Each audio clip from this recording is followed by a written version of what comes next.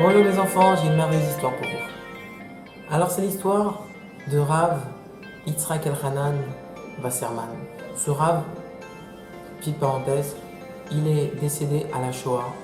Et lorsque on l'a mené aux chambres à gaz, il était avec tous ses élèves et il leur a dit maintenant on va sanctifier le nom de Dieu, on va mourir parce qu'on est juif.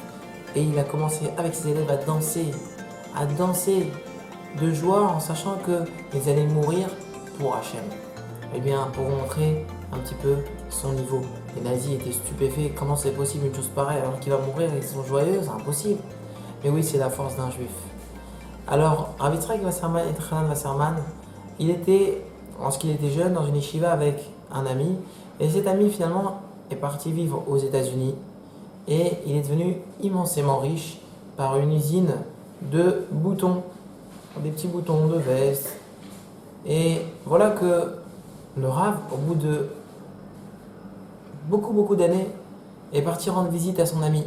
Son ami, il l'a vu, il lui a dit « Oh, mais pourquoi tu viens de Pologne jusqu'ici? Pourquoi?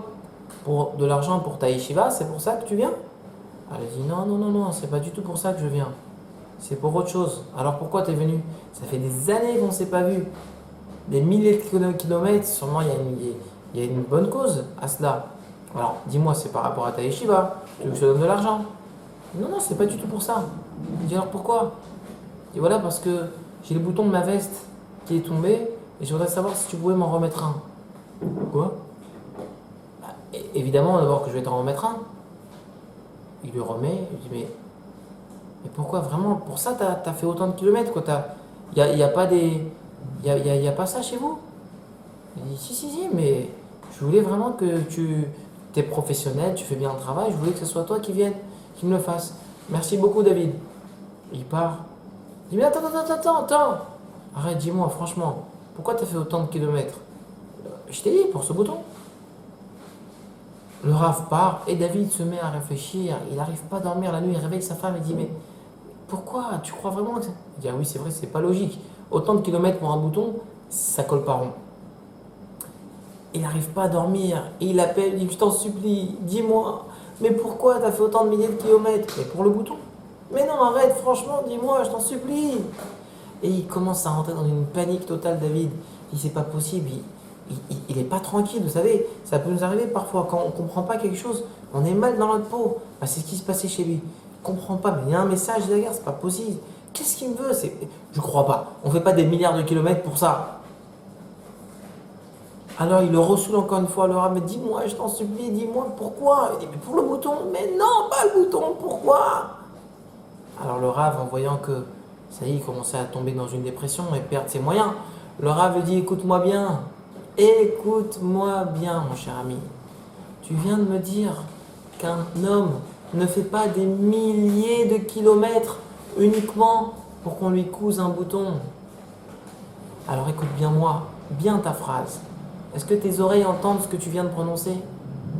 Est-ce que tu crois que ta neshama qui était dans le ciel, ton âme qui était dans le ciel, elle a fait tellement de kilomètres pour arriver sur terre uniquement pour être patron d'une usine de boutons? Tu crois qu'Hachem t'a mis dans ce monde uniquement pour coudre des boutons? Ces milliers de kilomètres, que pour ça? Que pour ça? Ça, tu arrives à le comprendre? Alors de la même manière que tu n'arrives pas à comprendre que moi j'ai fait des milliers de kilomètres de Pologne aux États-Unis uniquement pour coudre un bouton, il faut que tu arrives également à comprendre qu'Hachem ne t'a pas envoyé ta neshama du ciel jusqu'à la terre uniquement pour coudre des boutons. Mais tu as un devoir qui est bien plus grand que cela.